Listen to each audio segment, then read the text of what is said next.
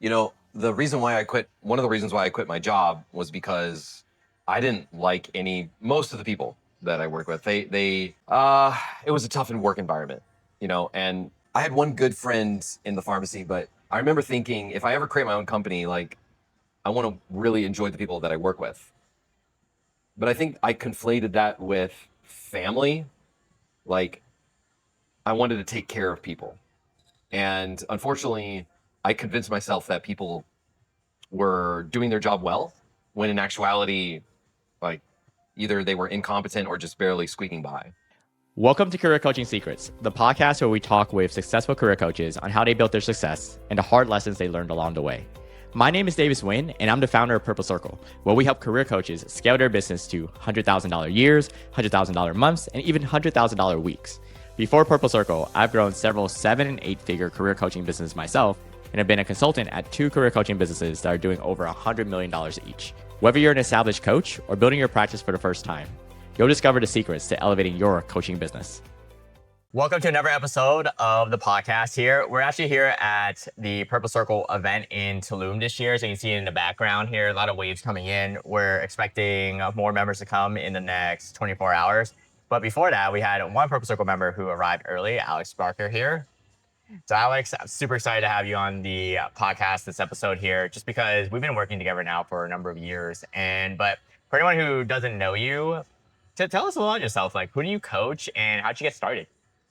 Yeah, so I coach pharmacists on career development, helping them get into new and better jobs. I've been doing that officially since 2017. And how I got it started was I was a very unhappy pharmacist, started figuring out career stuff for myself, and then my friends started asking for help. And I was like, maybe I should be helping even more people. And so fast forward to now, we have a team of about 15 people, and we coach around 100 to 120 pharmacists every year. Nice. And when you were starting out in coaching, obviously a lot of people start out their coaching, they're trying to figure things out. What are some of the things that you did early on? You're like, wow, why did Alex do those things? There's a lot of lessons. In the beginning, I followed a very specific model to like coach people for free, to give them a taste of what coaching is, just because coaching it's weird, right? Most people have not heard of a coach in a professional setting. So when you say like, oh, I could coach you and help you do something, they have no idea what does that mean. You're not training me. So like I would meet with people, hear about their situation and be like, well, how about, I coach you for an hour and, if you like it, then we can maybe talk about doing more. And it worked. It converted fairly well, but it also was a lot of time. So that was one hard lesson learned. I think a lesson that you taught me was like hiring for people's potential versus hiring for competency. So because I'm a coach, like I like to believe that people are really capable of a lot of things. But when it comes to actually doing it, yeah, people's abilities would disappoint me, but I would keep pushing and trying to figure out where they could be effective in the organization. But it was only until recently, like the last few years, that I started hiring for people's actual present ability, not hopeful ability. But I feel like a lot of coaches struggle with that too, because they also want to coach their employees. And then I think you actually know some of like my previous people who work for me. They have their own businesses now. And it's because of how like I manage them. I very much like encourage their own entrepreneurship versus like them developing the company. They develop their own. So those are just a handful of the many, many mistakes that I've made. Well, let's talk about that, because that's actually really important, right? As we're growing our business, it doesn't mean that you're growing hundreds of thousands of people that you're managing, but that is a common mistake that I see, that we see in Purple Circle. Like, I remember when we first started working together and you were telling me one of the exercises I had you do was give me your org chart, rank the people, and then I'm like, either Alex has a really great team or he's inflating these scores across the board. And after I started, I'm like, all right, he's inflating. We gotta go through. But yeah, that's like a common theme I see is that a lot of coaches, we want to coach our team members. We're like, oh, if we can coach our clients, we can definitely coach our team. And as a result of that, Yeah. we hire for potential, but then it costs us time and energy and money to compensate for that, right? Yeah. And so the way that I think about it too is the flip that you want to make is you're hiring for people with batteries included. Yes. And I like that analogy because it implies that they can just start with the job. And it's it's hard to switch that part of my brain off. I actually just had to let someone go recently, and it took me about a month to really come to terms with it. Just because I still hold on to, I want to help them. They really like it here. I want to give them another chance. But yeah, when you're running a company, it's really hard to make progress towards your goals when you're working with incompetent people. exactly, because like three things happen. And I write this on our upcoming book, but one is that you're frustrated at this person. And I'm just saying is that if I'm going to bed and I'm thinking about you and you're not my wife, you gotta go. That's one way. Yeah. All right. No, number two is that not only are they causing you to lose sleep, lose money, lose time, lose energy, but everyone around you also sees that you're putting up with a lower bar. So slowly over time, it doesn't happen right away, but the people who are actually contributing, the five-star players, they start saying, you know what? Alex is pretty lax about this. I'm just gonna do 80% of what I know I'm capable of because he's letting this other person do way less than me. Yeah. And so it becomes this culture of a bar gets lower and lower, and the more people you hire, that gets lower and lower. And of course, it affects your clients, it affects you, it affects your reputation. Yeah. And the third thing that it does is it robs that person of the person that you're hiring of their actual potential because they're struggling. And I find that it comes in two flavors. There's some people who actually know that they're struggling and they try their best, but they know they're struggling. They're going to bed. They're having the same conversation like, man, I'm struggling here. And other people, they're like almost like happy ignorance, if you will, where they don't know they're struggling. And it's almost like a surprise when you let them know that, hey, you're actually not doing a good job. Uh-huh. But all three of those situations, no one wins. You don't win as the owner of the business. Your team doesn't win. And that person that you're holding back doesn't win.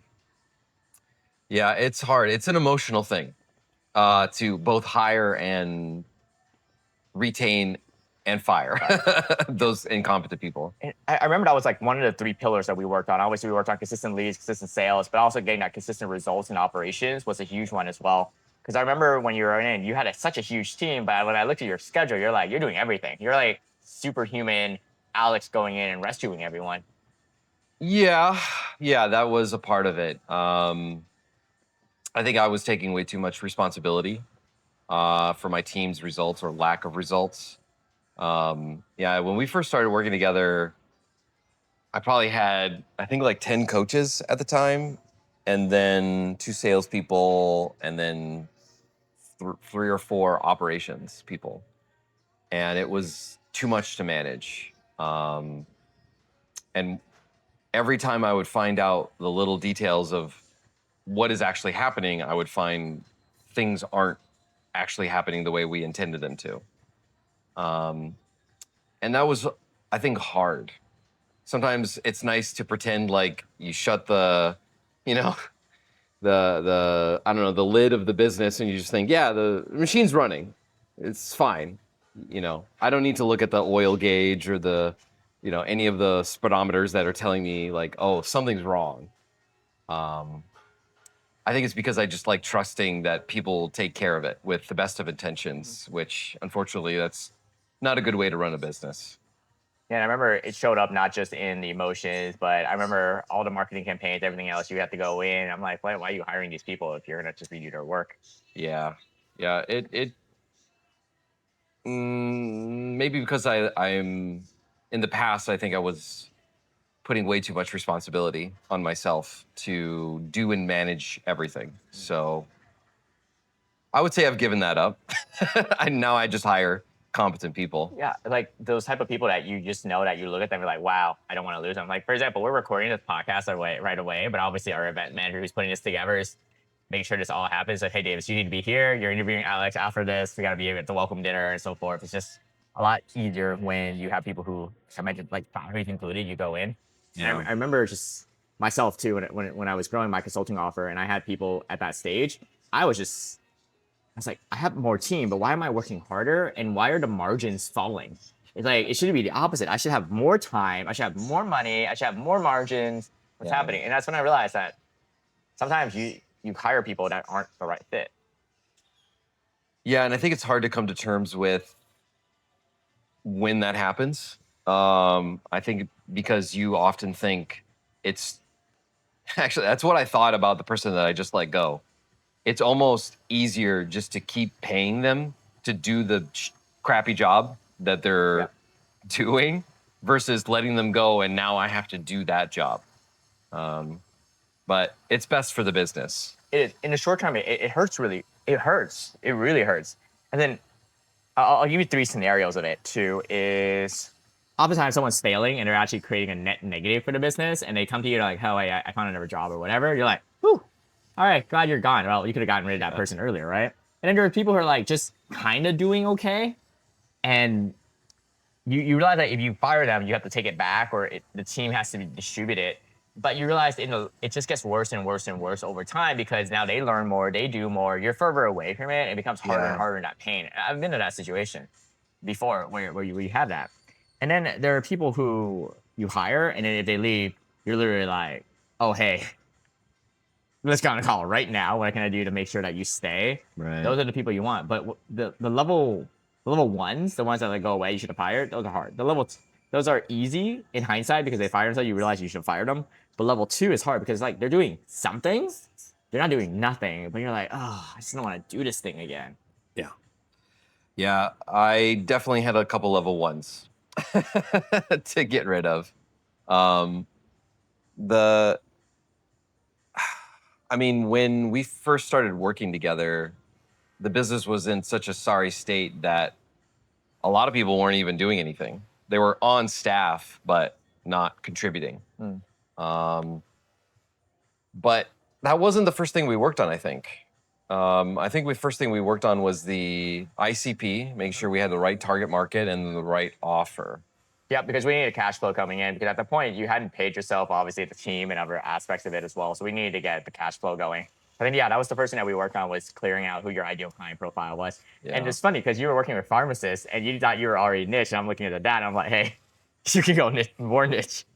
Yeah, we could. And it was scary to niche down further. I remember being apprehensive about thinking even more targeted about what we were selling and promoting. But it worked. Yeah, I don't remember the exact numbers, but before niching down, we were doing maybe like 5-10 calls a week. It wasn't enough to sustain the team. And then after that, I remember we booked out the entire, like we did a promotion in November, and then I think we booked out the entire December and January. It was incredible. And yeah, I mean, it more than doubled our revenue at the time. But it also led to like further down the line problems. We had to get let go of coaches. And you remember I had to coach everyone again. I remember that period of time because I told you, because That was tough. We got the cash flow going in from obviously the new ICP, which means that you had consistent leads. Yeah. Sales were really easy. Your sales team was like, oh my gosh, we have so much volume. Let's work on the holidays and everything. But then we discovered other problems, which was, I remember Sarah came to one of our meetings, your COO, and said, oh, hey, Davis, we need to talk about all these escalations, these coaches. And we looked into it. And I remember, and that was the first phase of the new team, which was, well, we got to get rid of the team members who shouldn't be there anyways. Yeah. You know, one of the reasons why I quit my job was because I didn't like most of the people that I work with. It was a tough work environment, you know, and I had one good friend there. And it could have landed in our drinks. Yeah, you could have. I had one good friend in the pharmacy, but I remember thinking, if I ever create my own company, like, I want to really enjoy the people that I work with. But I think I conflated that with family. Like, I wanted to take care of people. And unfortunately, I convinced myself that people were doing their job well, when in actuality, like either they were incompetent or just barely squeaking by. Um, all of my coaches were great, but like we had no systems, we had no way of measuring their success. Um, like I only heard problems from them. They were mostly well-intentioned people. It's just I had to shift and change everything about the coaching program Yeah. in order to get success for people. So it was tough. It was tough, but it ultimately like worked out quite well. Yeah, and you got some killer new hiring processes, and I was really proud of the growth too. I remember going to the candidates. It was like a new Alex who had a higher bar than before because you're like, oh, this is great, and then you're like, nope, nope, nope. Yeah, it was nice to be like, oh yeah, we can get a top A candidate or a top quality candidate, and being able to be picky was really compelling because I had never. It was kind of just like before. It was just a pharmacist would come along and say like, I think what you're doing is so cool, Alex. Can I help? Yeah, yeah, yeah. You can help. No interview, no confirmation of their skills. Just like, yeah, let me show you a coach call and just do what you do. Like I didn't even check their calls. I didn't even confirm that they were coaching. It was very lackadaisical. I totally get it. So I volunteered at a food shelter when so many people at the podcast know that I'm from Atlanta. I grew up without much money. My family relied on going to a food shelter, which is actually where we're going to be having one of our wedding ceremonies later this year. Is at the food shelter, and of course you and Megan are definitely invited, and the girls too. By the way, Thank you. we have a Sunday Josie sauce. But I get it. As in, I grew up eating at the food shelter, and then I later on volunteered at the food shelter. And when I could, I started donating to the food shelter while still volunteering. And you kind of take whoever you can get, right? Because it's kind of like, hey, it's free labor. But the problem is that in business, it's not free labor because people are paying you, they're costing you your time, you're paying them. Yeah. And I used to think that too, like maybe a business should be a family. Like they always say that, it's like, hey, we're a family here. But I realized, no, business is not a family. As in, your family is a family. Yeah. A charity is a nonprofit. Yeah. A business is like a team. Everyone has to earn their spot. And if you're not helping everyone else trying to win this championship, wherever that may be for you, you got to go. Yeah, it's hard to accept, but you're right. When money's on the line, and like, I reasoned it emotionally at the time, like, I can't afford to keep paying you to do a bad job, because clients are not going to pay for it, and the business can't stay profitable. It was a hard decision. I wouldn't say that it went as well as I had hoped, but I mean, I let go of like 11 coaches. And a lot of them were your friends. I remember that. They started with Yeah, you. yeah. Some of them, I mean, some of them still are my friends. Some of them are not. But yeah, it was hard. It was very challenging. But eventually you made that transformation. And of course, we transformed not just that, the marketing team, the sales team, the ops team, just across the board. But what was life like afterwards? I remember one day you were like, hey, Davis, I'm just going to spend the next 2 weeks playing video games now. And oh, by the way, Megan and I have a cruise to go on after. Wait, Oh, what yeah. was that like after? I think the best way to describe it is ease. It's not that the business doesn't have problems. Of course. It still has problems to solve for. But it's now like we've got systems in place. We know that if we just do the right activities, it leads to the best results. Whereas before, there was a lot of anxiety.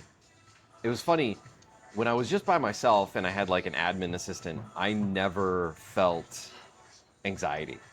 I just knew, okay, I just need to talk to people and then I'll get clients and it'll be consistent. I just got to keep doing this activity. But in 2024 is when we started working together, I think. Yeah, around that time, yeah. Before that, because I had a team and I mean, we're probably spending, I don't know, anywhere from 10 to 20K a month on just some labor costs. Like, when we had a bad month, I remember just like panicking about anything related to refund requests or, you know, having to chase people for payment plans. Um, and there was just so much angst. And I would say now, like, you know, I haven't worked for the last 2 weeks. And like, I'm not worried. I'm not thinking about the business. I'm not.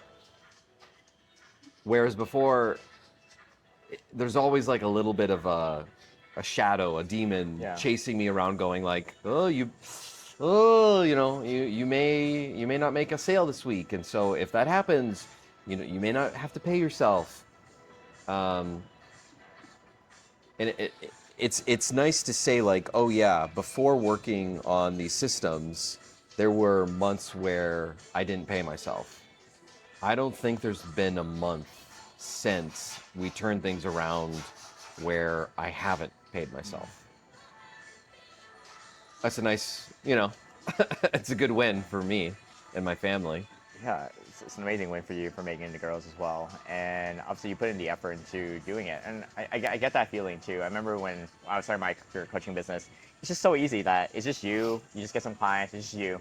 But as you start to have more responsibilities, a mortgage, kids and so forth, like you feel like there's a certain number you have to hit. And then of course if you add team members, then it's like, oh shoot, I gotta go pay them.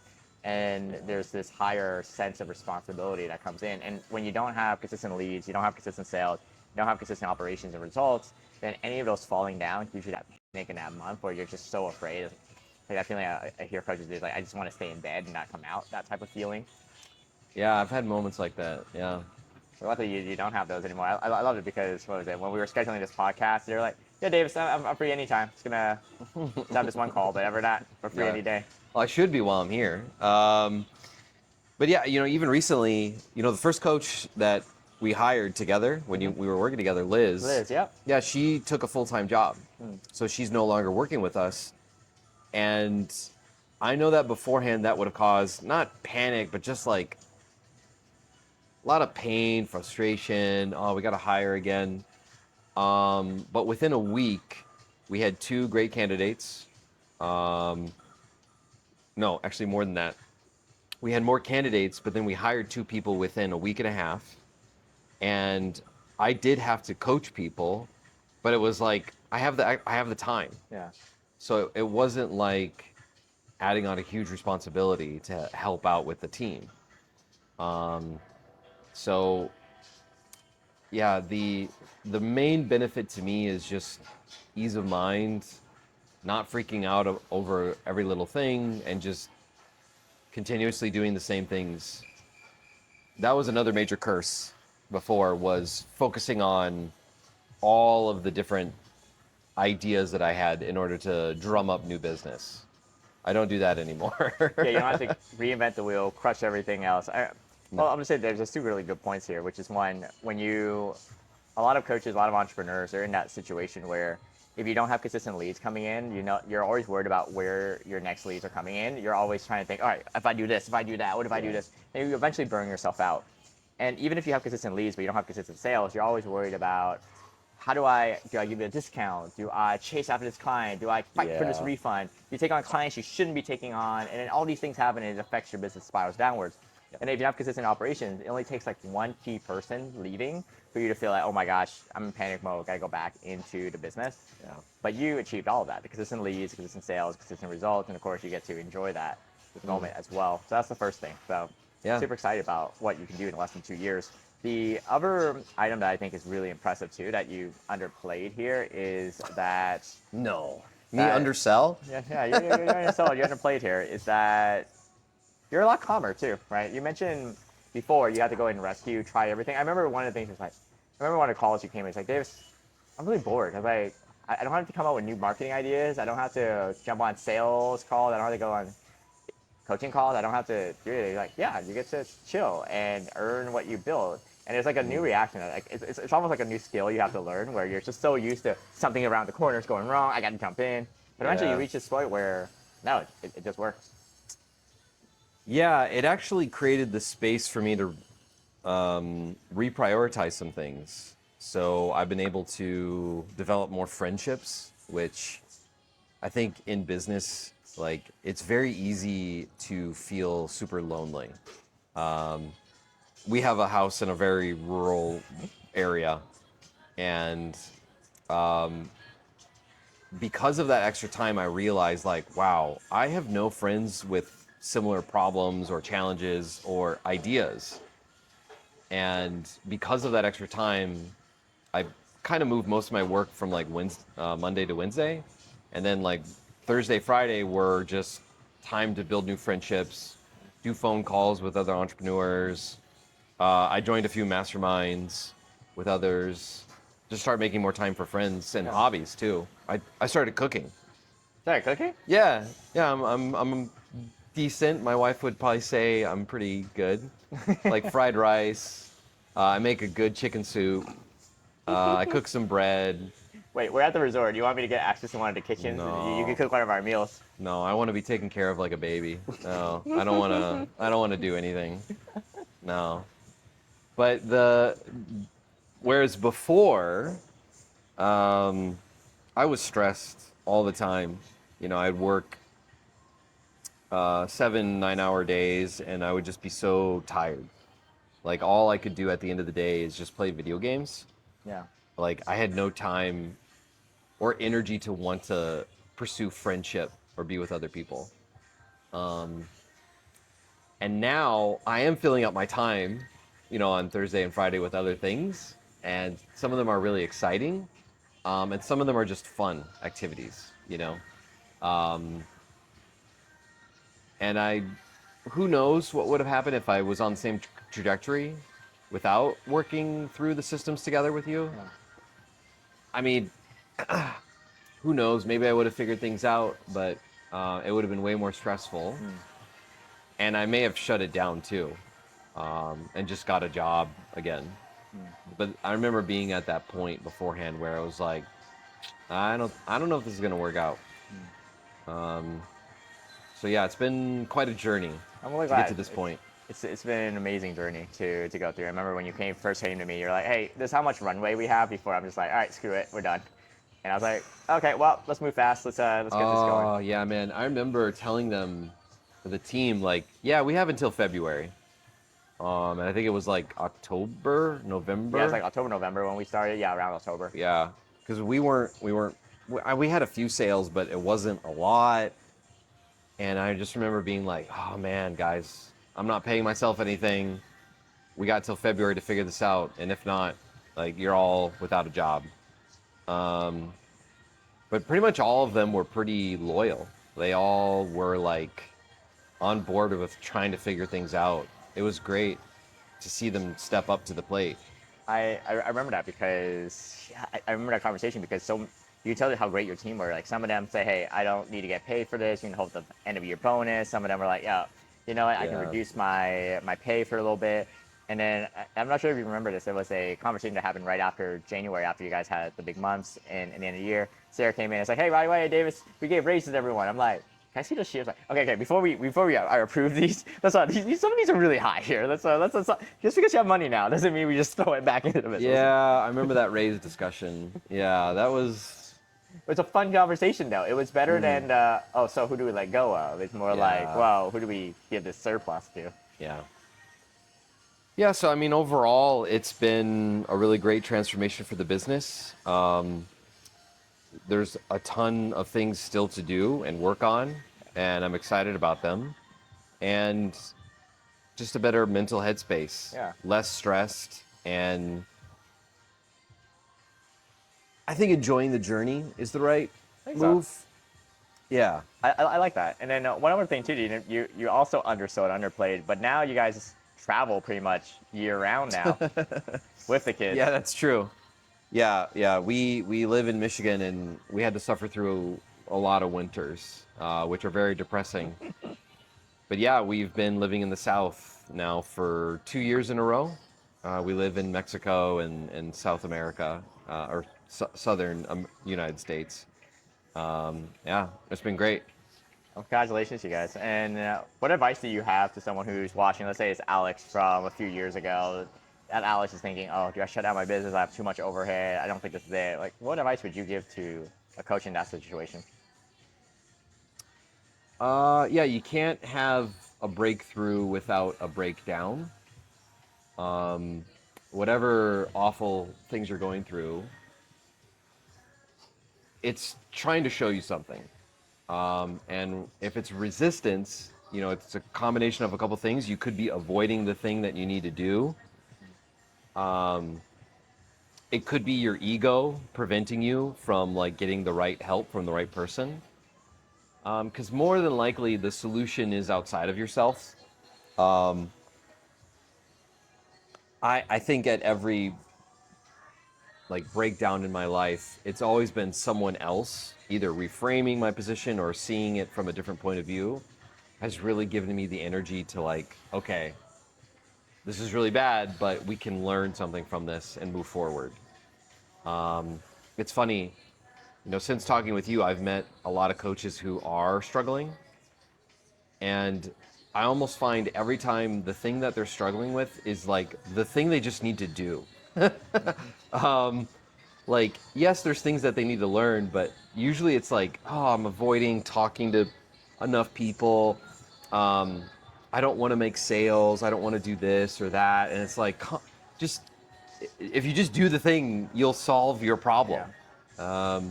And I think for me at the time, it was like refusing to double down. That I was resisting. I was refusing to stand on one thing for my audience, and that's the thing that really just helped make a lot of the problems go away that we had. Love that. Just taking action, knowing what to work on, and actually working on it. Very simple. Harder to set, easier said than done on that one, of course. Yeah. No, it took a community of people. Yeah. Yeah, we got there. And of course, we're at this retreat. What are you looking forward to most at this year's retreat? Probably making new friends. That's a good one. Yeah. Yeah, you have a uncanny ability to rope in some cool people.